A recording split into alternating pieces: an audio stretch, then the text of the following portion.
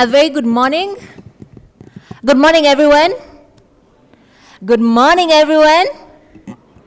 No, I mean, let's turn it up a bit. We've just had coffee. We had an amazing day yesterday. We have amazing conversations planned out for today. Let's start with a bit of energy. Good morning. Amazing, amazing. I'm very, very delighted to welcome you all to day 2 of the Rwanda Mining Week. And it's really wonderful to see you, all of you here with us in the room. I'm looking at our sponsors, partners. We have students with us. We have exhibitors. We have miners, industry leaders. And I just want to start with saying thank you. Thank you for being part of this story that we are writing. Thank you for being part of this journey and building on what lies within the potential within Rwanda and transforming Rwanda's mining sector. Let's start with just appreciating and giving ourselves a big round of applause.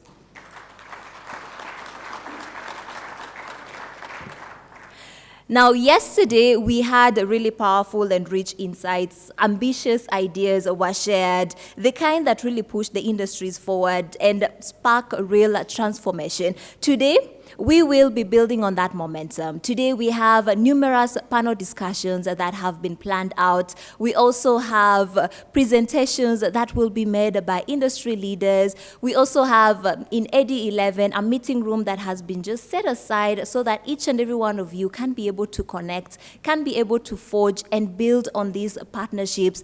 And it will truly be an amazing, amazing day. We'll be talking about solutions. We'll be talking about collaboration, and we will be taking action. A bit of protocol: if you want translation, we do have translation in Kinyarwanda as well as also English. So if you'd like to get the translation headsets, kindly just raise your hand. We have a member of our team that will come to you, will help you connect. In the room, we also have a free Wi-Fi network connected to Kigali Mining 2025, and you can be able to access everything that will be happening online. You can be able to amplify the conversations that are happening here in the room with your audience on social media using the hashtag Rwanda Mining Week 2025. My name is Naringwa Fiona Mothoni. Very, very excited to be with you today and to officially welcome us to day 2 of the Rwanda Mining Week. I'm very delighted to welcome the CEO of the Rwanda Mines Petroleum and Gas Board, Ms. Ali Suwase, to come and deliver the welcome remarks. Please let's escort her with a big round of applause as she comes.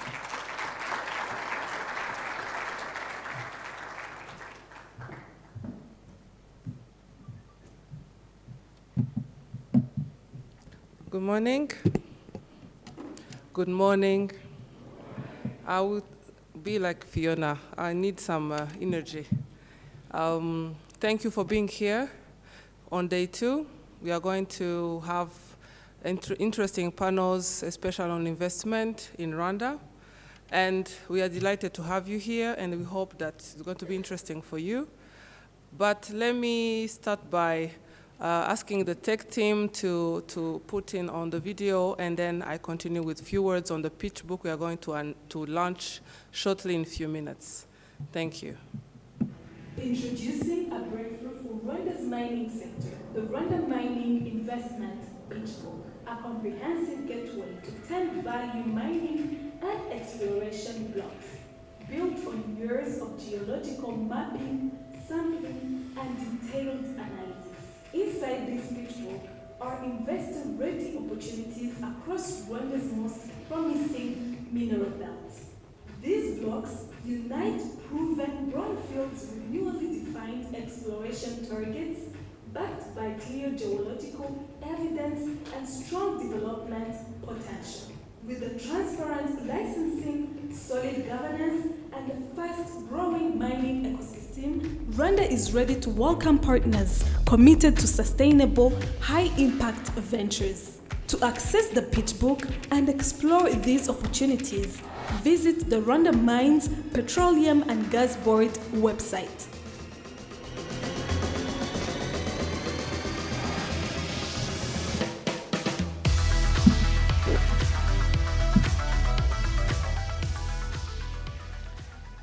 Thank you very much. So I wanted to go through a few blocks we have for pitching for this session. We are officially pitching 10 blocks. We are pitching 4 blocks for mining that have been explored by the Rwanda Mining Board through all the years. And so they're going to be about mining 3Ts, beryllium and lithium. And they are the most potential blocks we have right now. And we hope that we are going to submit your applications. And additionally, we have 4 blocks for exploration, that also for 3Ts, and then we have 2 blocks for gemstones, including sapphires. So we hope that you're going to apply and reach out to all potential investors to submit their applications. The launch is today on the 3rd of December. The deadline is on the 3rd of March next year. And in January, you will be invited to site visits so that you have the perspective on the ground and adjust your application proposals accordingly.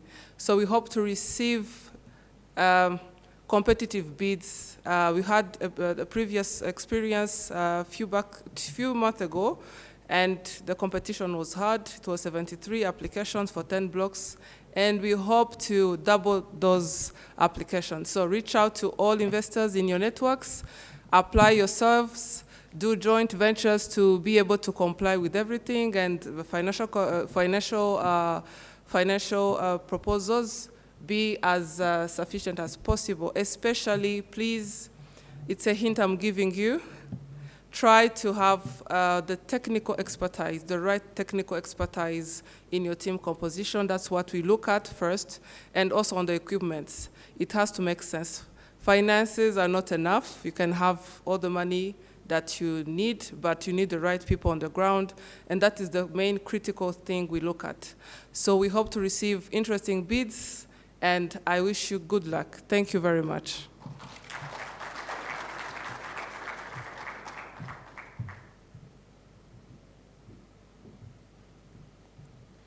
Thank you. Thank you so much, Ms. Alice. I think that needs another round of applause. They've just unveiled. And as it was highlighted briefly in the video, the unveiling is really important because it shows us the resources. It will guide strategic investment. It will deepen the global confidence in Rwanda's mining future. It has given a comprehensive gateway to 10 mining blocks, as the CEO has also just elaborated, showing how Rwanda is really investor ready, showing the opportunities that we have within our borders. And if you want to get more information about the pitch book, you can find it on the Rwanda Mining and Petroleum website. You can just check it. It's already been uploaded. You can get to see the details. That is the second pitch book that has been launched in 2025. The first one was launched in May. And this one is a bit more comprehensive and gives more details. Now, the next part of the discussion will be building on what we have just witnessed, looking at investment, looking at opportunities that lie within the borders. We are going to dive into our first panel discussion for the day. And this particular discussion will be moderated by Mr. James Munyaneza. Let's appreciate him as he comes to the stage.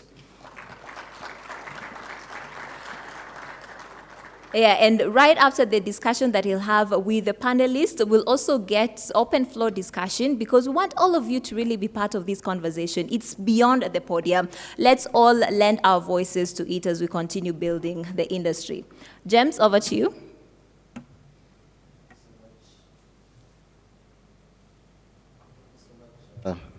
Fiona. Yeah, good morning, everyone. My name is James Munyaneza. I'm glad to be here this morning. Thank you so much, the organizers of this beautiful conversation. And I'm looking forward to a lively, insightful panel. Without much ado, I want to invite our panelists, beginning with the Barbara Akariza, Chief Geohazards Officer, RMB. Please join me in inviting to the panel Josiane Sanza, Rwanda Mining Association First Vice President. Join me in welcoming Ken Titon from Rio Tinto, Exploration Director for East Africa and Asia. Of course, last but not least, join me in extending a warm welcome to Michelle Umurungi from Rwanda Development Board, Chief Investment Officer.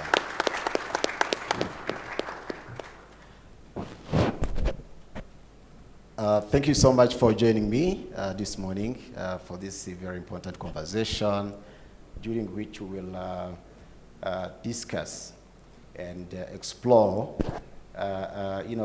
details of the pitch book that has just been launched, and I'll start with you shortly, Barbara, to basically take us through what are the key highlights and what's the difference.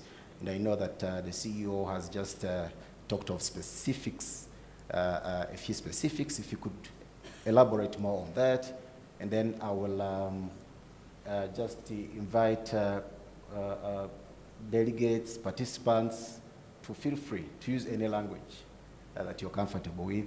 Abavuga Ikinyarwanda nta kibazo, hari translation services again. Niba udafite ibikoresho uvuge babiguhe, ariko no mu kubaza ibibazo nyuma cyangwa ukora comment ukoreshe ururimi wumva rukoroheye, barabasobanurira neza nta kibazo. So thank you so much. So let's dive in straight, Barbara. So tell us, what is this pitch book about? I know you've talked about deadlines until March of next year, and a few specific areas that you're looking into. But could you break it down for us, please? So thank you very much, James. Thank you, dear attendees. Thank you so much for coming to this important mining week, which happened only once a year, but this one have been really powerful. We have been sensing this vibrant energy and very positive energy. So I thank you very much. And as James has said, feel free to ask in French, in Kinyarwanda, turacyumva, turabasubiza, turabafasha. So, about this pitch book, these 10 blocks we are putting outside. It's more than a promotional document. This one is structured and data-driven to really deep into Rwanda's mineral opportunities, designed to give global investors clarity, confidence, and actionable insight. So to define it, I would say we have given priority to concessions that are now opened for exploration, 4 of them for exploration, and then we have 4 for mining and 2 for gemstones.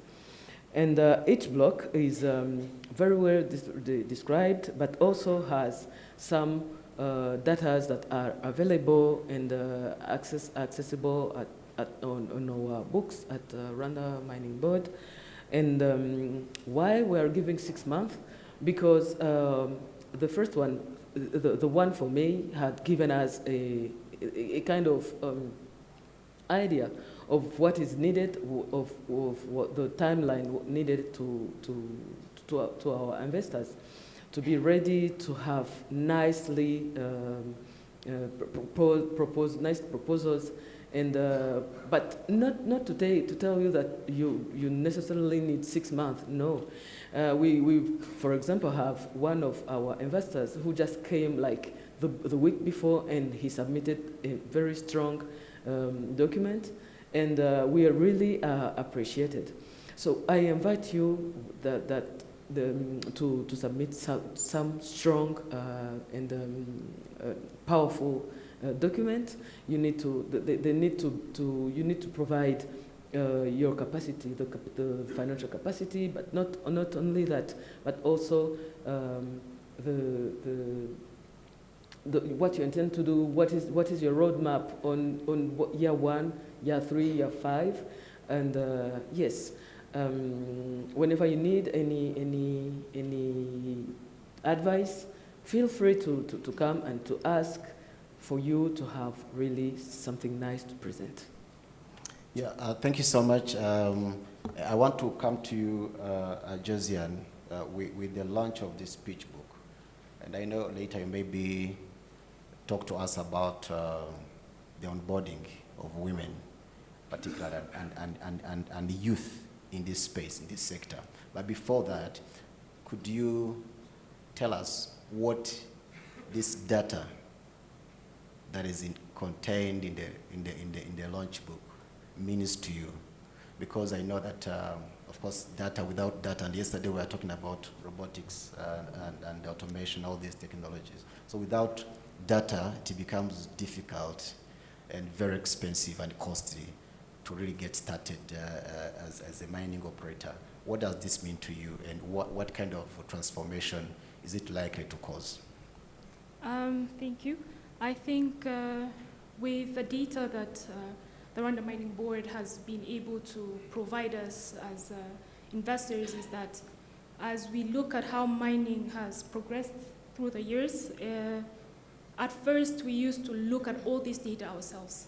Now what Rwanda Mining Board has been able to provide us is finding us the data and having a starting point, not starting from zero as we would in the past years. So with that said, we have more opportunities to have an area where we know that these minerals are at, not to just go in blindly, I would say. Okay, let me come to you, from the, and you will share with us from the perspective of operators, Ken. I know Rio Tinto has been involved with this sector in Rwanda for quite some time, and I know you will want to share your experience. But before we come to that again, could you speak to how critical, elaborating further on what just said, how critical is the aspect of data? And when you talk about the costs, for instance, and I know sometimes there's always that challenge of accessing funding or financing to get started on finding exactly this kind of information that you need. How critical do you find this in the transformation of Rwanda's mining sector? So thanks for that question, James. This is quite a broad topic, so let me focus in on the data issue, and specifically, as a foreign investor or as an investor into the exploration and mining sector, the first thing we need to understand is what is the fundamental geological pedigree of an area. Unless we have a view that we can commit to a positive investment case, it doesn't matter how much exploration work gets done, we ultimately are not going to yield success. The mineral resources are where nature has put them. And that is not an area that the regulator has any control over. But what the regulators can do is to provide that seamless access to whatever historical information has been compiled. And equally importantly, as exploration activities progress, as new people invest in doing or collecting new data sets, is having a process in place whereby that information can be compiled, can be put into context, and then can be provided back out to new investors. History tells us that over time, very few significant mineral deposits, certainly ones that are not exposed at surface, are discovered by the first person or the first company to explore an area. In fact, in many cases, it's a third or the fourth company, because they build off the information that has been built and collected previously, come in with new concepts, maybe add another layer of information. We spoke a little bit yesterday about the power of machine learning applications in data-rich environments. So there is constantly evolution within the exploration environment, and being able to really access all of the historical information to put it through new processes, new models, and therefore build on the work of the past is a really powerful mechanism to incentivize exploration. It creates or provides the ability of investors to skip over many of the initial steps. It helps them to develop and to test new ideas more efficiently, and that in turn reduces risk and therefore increases the incentive to invest. Thank you, Ken. And to you, Michelle, of course, RDB is working to seeing to it that Rwanda's mining sector attracts big-time players from across the world. One of the challenges that the practitioners are facing, for instance, is accessing the right technologies, the equipment, some of it you're not so sure, is it original, is it going to work, is it worth investing in? So what is RDB doing in that space to create strategic partnerships and to be able to attract key players in that space? That is high-end user manufacturers, people that manufacture original equipment, for instance. When do we see these players set up shop in Rwanda? And what are you doing in that regard? Thank you. First, good morning to everyone. It's my pleasure to be part of this panel. And maybe let me start by giving a bit of context of what RDB is and what it does. So RDB is the Rwanda Development Board, for those of you who might not know it. I don't know if you can hear me in the room. And, great. And recently, we've actually welcomed RMB as part of the RDB family. And today, we're working hand in hand to promote investment opportunities within mining, because RDB's main mandate is to be able to promote different investment opportunities across a number of sectors. And we really exist to enable the private sector to thrive. And so coming back to your question, I think when we look at OEMs, original equipment manufacturers, we know that they're looking for a number of things before they go into a jurisdiction. The first one being security and predictability, as any other investor would, right? Particularly when it comes to mining. Here I'm talking about, good governance, stable governance, predictability in terms of laws and regulations. And today we know that Rwanda offers good political stability. We have consistency within our policies. They're evolving, which is a good thing, but consistently. And there's predictability. We engage with the private sector before we do any changes. Second thing, which is very critical when we talk about responsible mining sourcing, is ESG, is traceability and compliance, right? So today we know the EU, the US has really stringent supply chain rules. And we're becoming, Rwanda is increasingly becoming a leader in 3T traceability. And this is by scaling it through digital traceability as well. I think there's a number of blockchain technology tools that are coming up in this industry where Rwanda is leading. And so that's one thing that we're also addressing that we know is conducive to a good business environment. Third, we're starting to see local value addition being something that appeals to OEMs. Why? Because OEMs are increasingly, they want to have some upstream and downstream processing capability on the ground to sort of de-risk their supply chains. And today we have clear pathways for tantalum, for tin, for tungsten, even gold and other minerals, where you have special economic zones where you can add, refine the minerals, and then there's some incentives that come with that as well. The other thing that we've observed is that I think it's a theme that resonates across the panelists within the room as well. Data, geological data, modernized geological data.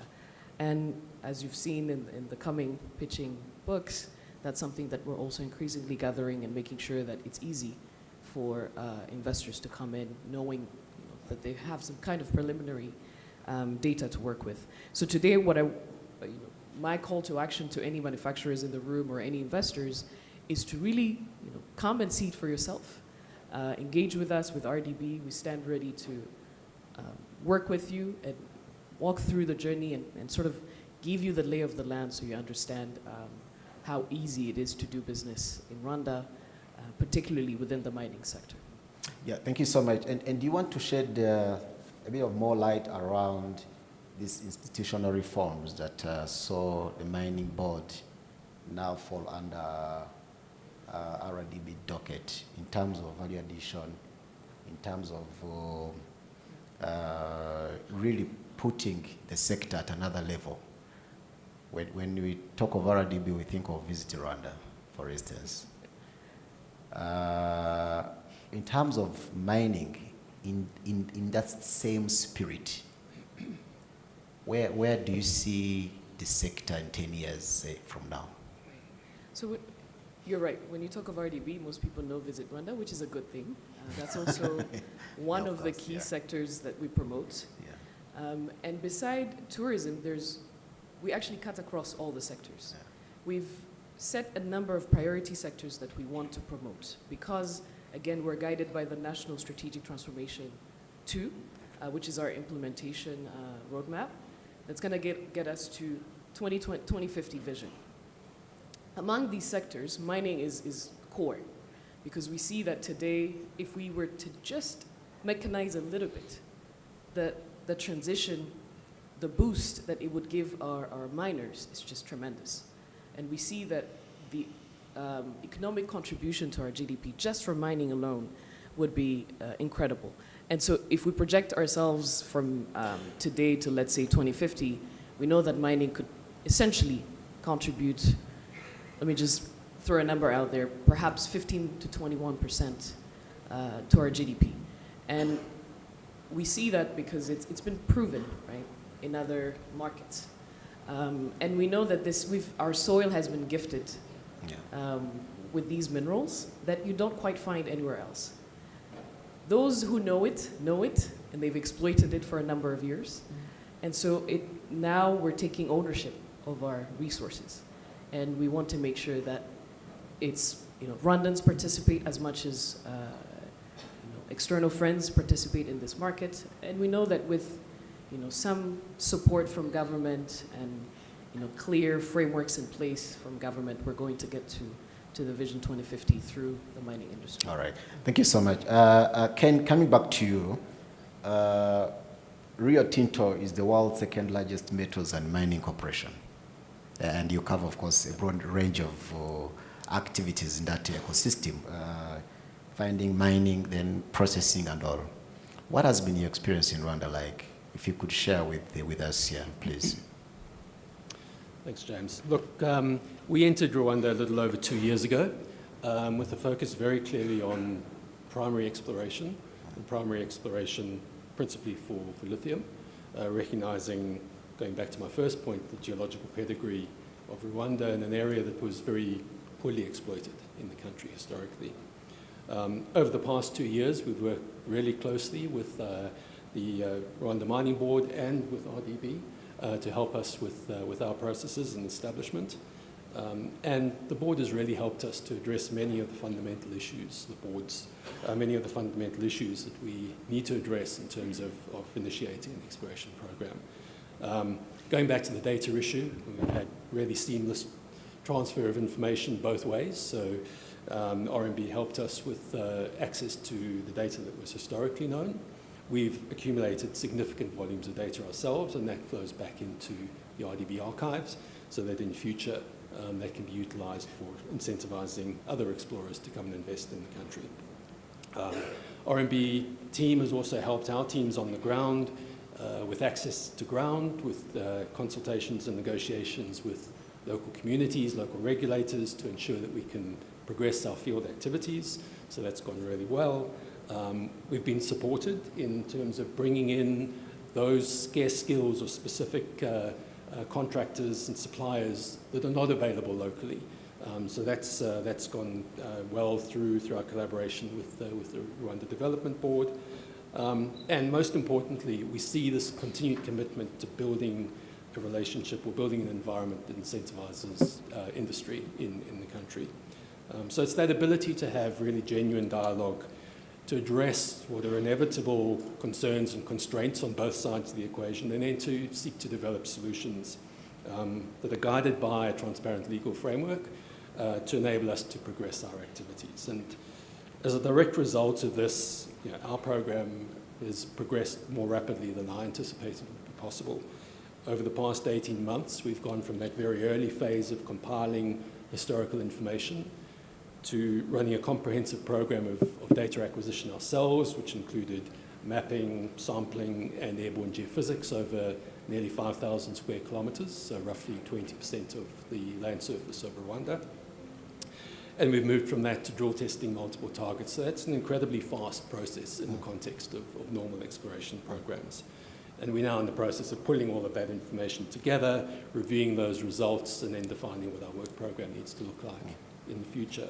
And we'll continue to work with our partners to develop and deliver on that program. So from your 2 years of involvement in Rwanda, are there specific, like 1, 2, 3, let's say best practices, if you like, that then the country can build on? And of course, you want to look at the region as a whole. Yeah. That can also be shared across borders and all. Are there some of them like would point out and say 1, 2, 3, this can be scaled and all, yeah? So the first is a mechanism to provide security of tenure. So we as an investor recognize that provided we fulfill our obligations or our part of the bargain, that access to the right to progress from exploration to mining is secured. If you don't have that, then an investor is always going to have that concern in the back of their minds. I invest all this time, effort, and money, but can I actually see how I advance that going forward? So that's number one. Secondly, the mechanics around how we access ground to execute projects on the ground.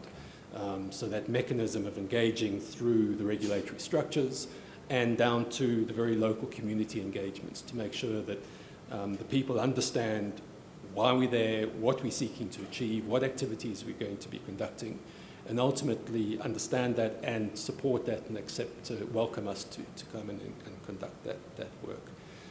So those are the two things, and I think the third one is back again to the regulatory framework around the consistency of our engagements on regulatory and fiscal frameworks. So having that understanding that there's a mutual acceptance that we're working on very long timeframes, that we need to have confidence that those fiscal frameworks are going to be sustainable. So again, that we can invest with confidence now, with an understanding that our efforts are seldom successful, but in the event that they are successful, that we understand what the costs and the benefits of that investment could be long term. Thank you. Josian, I know Michelle talked about the need to continuously make progress and facilitating the players across the value chain over the next couple of years. And that got me thinking about the kind of challenges that your members could be experiencing. And some of them have been coming up in different conversations, of course, including things like, we talked about access to data that is being worked on, with the latest developments, but also equipment as well, with how equipment can be expensive, with this, heavy and all. Then technology, and yesterday, there was a proposal that, there are now different private players who can actually partner with your members to adopt and integrate technology and robotics and all. What would you say generally, even as we've made a lot of progress, what would you say these are the areas that need urgent attention? And linked to that, you can extend it to specific groups like women who are more than 30% in our country, 50% in our country, young people or youth who are more than 70% generally, people under 30. So those are very critical segments of our society. So what are you doing in facilitating their onboarding across the various stages of the value chain, by of course tackling some of the challenges I talked about. Thank you for the question.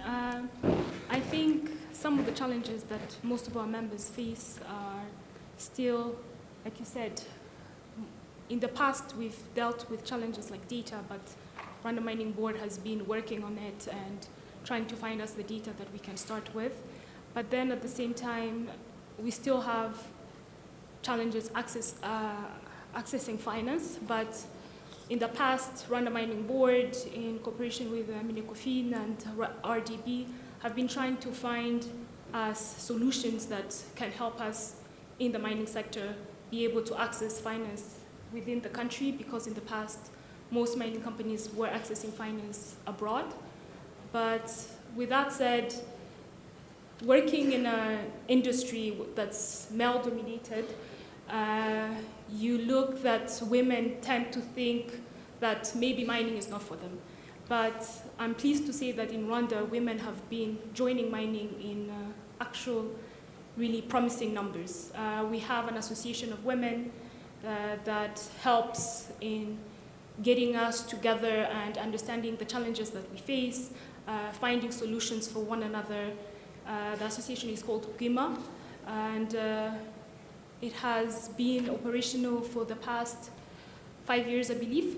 And the way I think the youth could be incorporated into the mining sector or be onboarded in mining is by helping especially the youth that's graduating from our colleges in Rwanda. And when you look at the number of companies, our members included, that actually hire interns, not only for academic purposes, but in professional internships, the numbers are not high as we would like them to be. So today I would like to invite our members and mining companies that are joining our industry here in Rwanda to please incorporate these students into internships, because by giving them the knowledge that on the ground, it helps them with what they've actually studied in books. And the way to help women and youth at the same time is having government give us incentives that would actually promote women in mining and help them get that access to finance or the knowledge in what mining requires, because it's not, as Barbara said earlier, or Alice, the CEO, she's like, it's not only about money, it's also about the information, the technology, and to be able to actually have an ecosystem that helps women and youth in mining.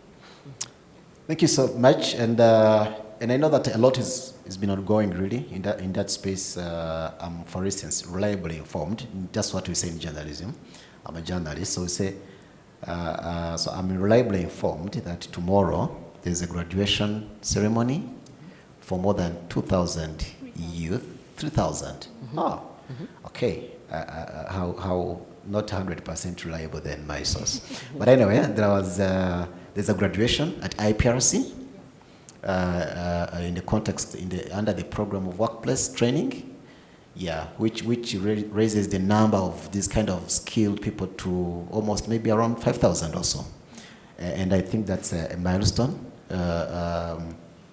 Maybe if there's somebody from the space of syndicat or unions, later you can share. Do you want to say something about it?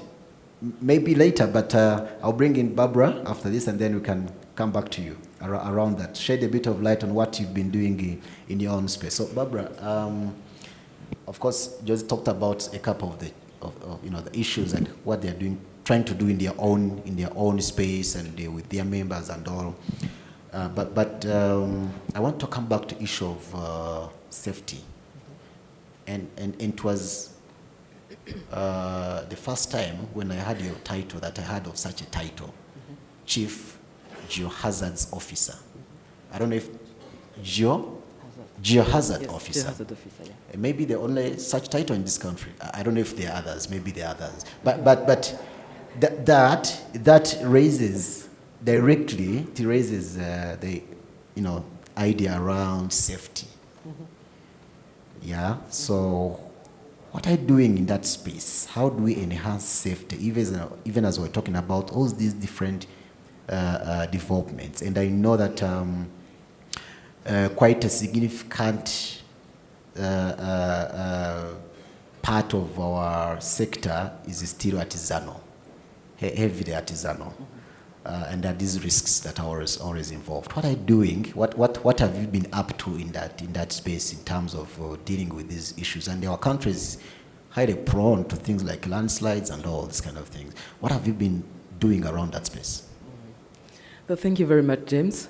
I was really ready to to dive into more into data because I was about saying I was. Please feel free as well. Yes, Yeah. Of course. No. Yeah. I will just explain this. Yeah. I was ready to talk about the data that we have, the urban survey that have been done, the geophysics and geochemistry data that have been that we have. But I'm really happy that you bring this the geohazard topic on. It's because it's really a topic that touches my heart. In Rwanda Mining Board, we have this mandate of regulating. No, it's not even a regulation. We are like upstream. We do let me switch sometimes in French. Nous conseillons le gouvernement. Donc we bring data, we do search and upstream to help other colleagues, other stakeholders, to provide them with data for landslide mainly, but also for earthquakes, because we do have 6 seismic stations. And also we monitor volcanic activities. But especially for this landslide, we know that Rwanda is very prone to this because of our highly geographic or topography or geography. Yeah. Yes. But also because of this heavily rainfall that we have. Like in this moment, we know that we have to be we have to put more focus on this. And I have been discussing with my colleague, we call each other colleague, Josiane, because when we have a lot of rains, this is when a lot of accidents happen into tunnels and things like this. But also we were saying, yes, accident happens, but not more than what happened on the road, on what happened, like the accident. But where we have to put accent is to protect, is to monitor, is to inspect, and we do have, and we do regular inspection in RIMB as a regulator to see our miners, to see the conditions. We really put accent on the PPEs being the protection, personal protection. We put accent on the access. We put accent on the standard of the tunnels. This is really our focus, because we have that mandate. It's not only a mandate. We have that responsibility to accompany them, to be with them, to let them know that you are doing nice, but you could do more than this and protect your people more than this. And while attracting new investors, this is really one of the part where we put accent to tell them that whenever you are coming, whenever you are investing in Rwanda, first keep in mind that our people have to be protected. It's really, it's a no-go zone for us. You do this or you don't do, but for us it's, voilà. All right. Thank you so much. Do you want to maybe finally, before we come to the audience, with this next stage or next phase of our journey in this area of mining, how does it inspire confidence, for instance, among, let's say, bankers, financing institutions, to say, wow, there's something going on in this space. Let's put our money there. Let's extend credit, you know, to the players there. Because one of the challenges has been access to financing, of course. That will keep coming up until maybe there is enough evidence from the perspective of banks, for instance, lending institutions, locals especially, to say, look, let's put our money here. And it's been a lot of efforts, let's say in agriculture, to try to, you know, government takes the lead in these things, to try to de-risk, you know, that space. Do you see that becoming one of the key outcomes of this new chapter that you seem to be launching going forward? Yes, absolutely. We, as my colleagues were saying, even Michelle touched on this. Yes, the banks have, our miners need to access to finance. And mining sector have been really not known. The banks were not confident that it was a sustainable sector. And yet, because of what is being said around, the visibility that is being given to the mining sector today, the banks are more and more confident that, yes, this is a sector where we can, nous pouvons accompagner the sector, the players, yes, the sector, we have to put money in it. And we have been engaging some interesting discussions with local banks like BK and BRD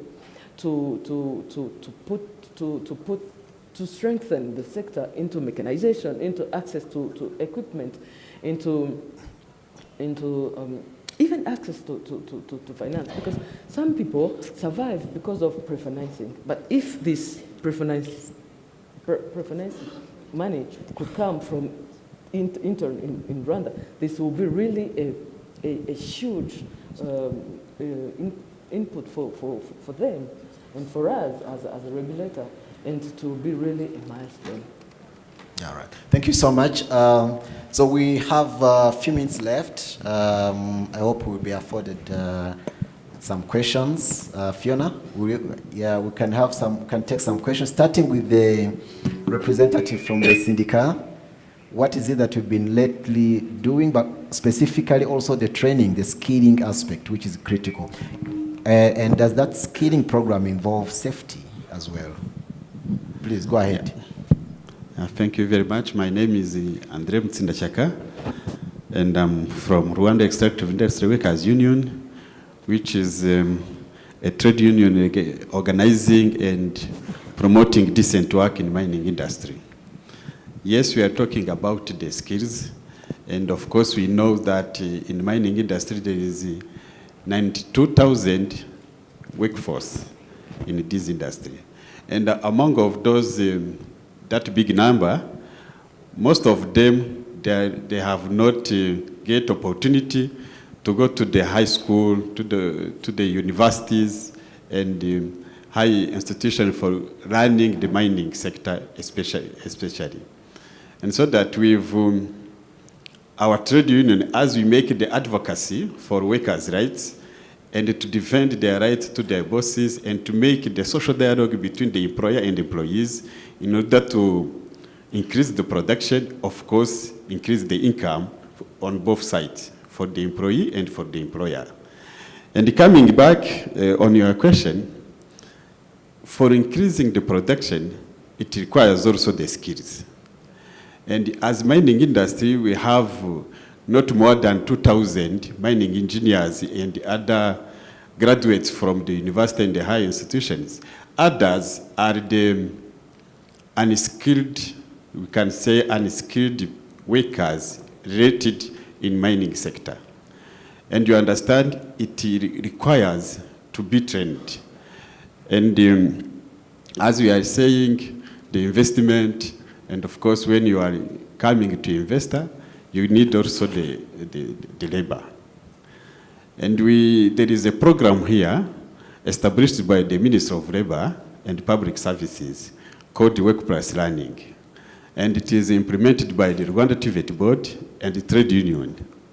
And from 2020, we have started in mining sector to make the assessment of the skills of those employees who got trainings at their working place. And of course, from there up to today, we have around 5,000 people trained, and which must be certified by the Rwanda TVET Board. And tomorrow, we will have some graduates also in that kind of program. And that program, it contributes so much in this industry. For example, for the investors who comes to join the industry, they can say, we don't have the professionals. But really, we have the professionals, but at different levels. We have the high-level qualified one from a university. We have others from the IPRC, the Kigali College, and those one who passed in that program from the Rwanda TVET Board, which is certifying them.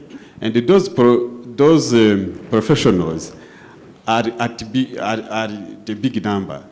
You see, if we have 92,000 people involved working in the mining sector, and around 5,000 are some people or coming from universities.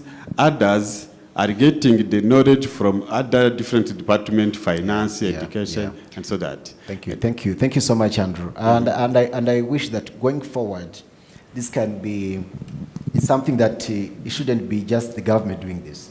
It shouldn't be just the MIFOTRA or RTB. Because if we are talking of recovery rate that can be as low as 30%, there's a lot of leakage and wastage along the process. So why wouldn't companies, for instance, that along the value chain that would stand to benefit from efficiency, greater efficiency in the production, why wouldn't they invest in skilling, in promoting these kind of skills? Thank you so much, Andre. Do you have a question or two? We will take two more contributions. Okay. We'll start with the gentleman, and then we'll hear from Miss Alice. Okay. Thank you. Good morning, everybody. This is Ahmed Hassan from Rwanda Investment, from Spark Rwanda Investments. I would like to ask, as RMT continues attracting investors and mining companies to invest in Rwanda, what are the key lessons you are keen to let all the investors to know in order to make their investment and their journey in investing in Rwanda successful? Thank you. Thank you, Hassan. Before we respond to that question, let's get our last contribution from the floor, and then we'll open up to the panel.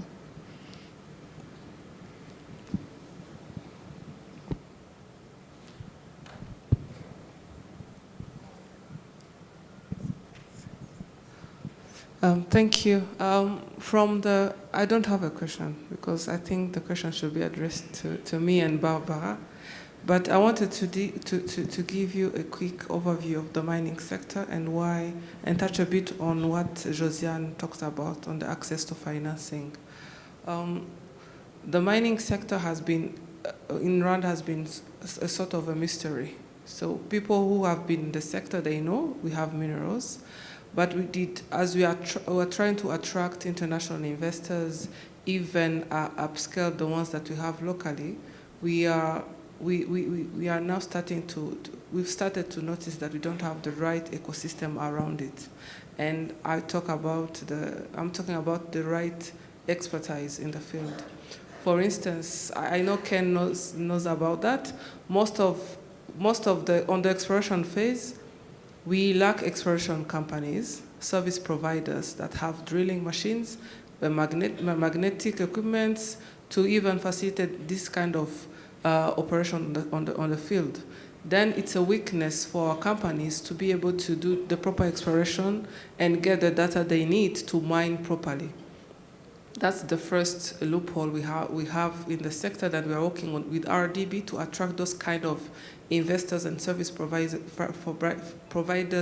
the ground. Also, apart from the equipment, there is also the skilled people.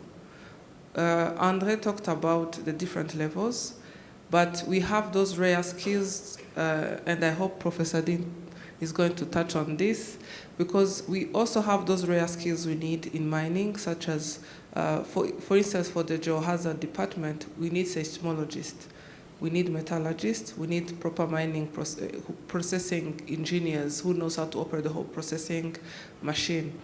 That will impact on our mandate to mechanize the sector.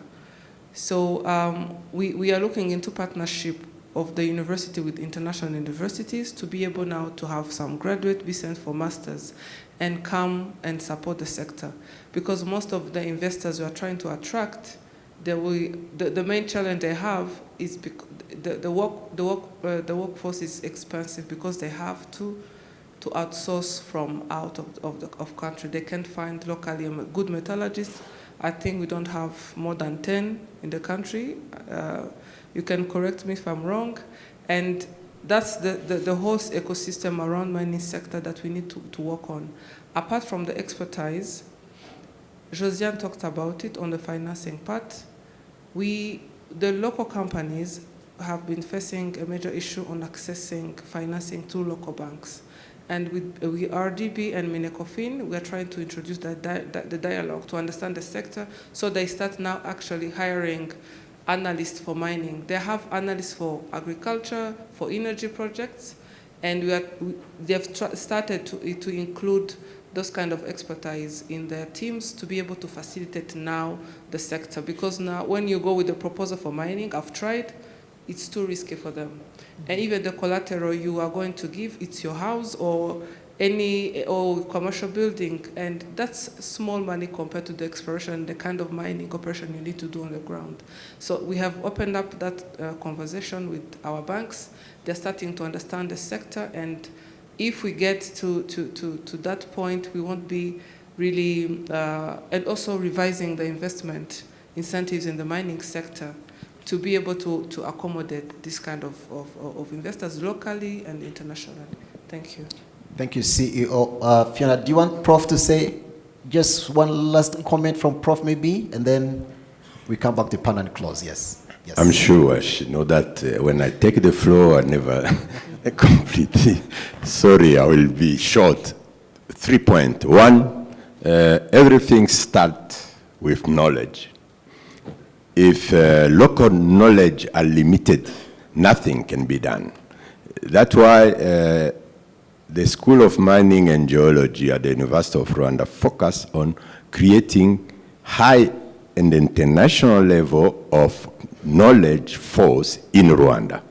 It's a long journey, and we still have a lot of challenge to do, but we are progressing well. From 2015, when we start, at today, 10 years later, we produce a number of skills in Rwanda at the level 1. For us, we are dreaming to create master's program and PhD at the level 2 and 3. While working with the syndicate, the REU, we have a good memorandum to work on level of workforce in the industry. That's one. 2 is to put on the international level the school and the degree expertise. So we have a lot of MOU recently, for example, in Poland, we signed an MOU, we create network. But our graduates need to go, as Josiane said, to be confronted to the mining industry and learn by doing, not just learning at the university level. Professional internship is very key. And we have so many industry, like Trinity Metal and Gamico and other company who take our graduate first at internal student, then finish. And 3, to the agenda, not be disturbed. 3 is safety. You talk about safety is very key. We teach at the level when they are learning, but in the industry to be good in safety and environmental friendly, you need to have people who know how to deal with it without stopping the production and make it working. All is also research and skills. We call upon captain in the industry to come in connection with our school, to participate in our training, and last but not least, I invite you to visit tomorrow morning the School of Mining. Thank you so much, Prof. Thank you so much. So before we wrap this up, Hassan had asked, RMB to offer like 3 key takeaways, right? That you would want to share. CEO, you want to speak to that as we wind this up? What are the 3 key takeaways that the mining board would want to share with the different players?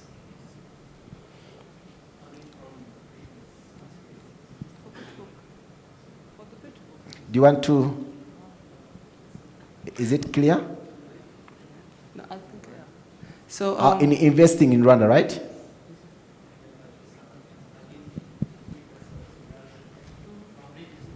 Mike, please. Okay.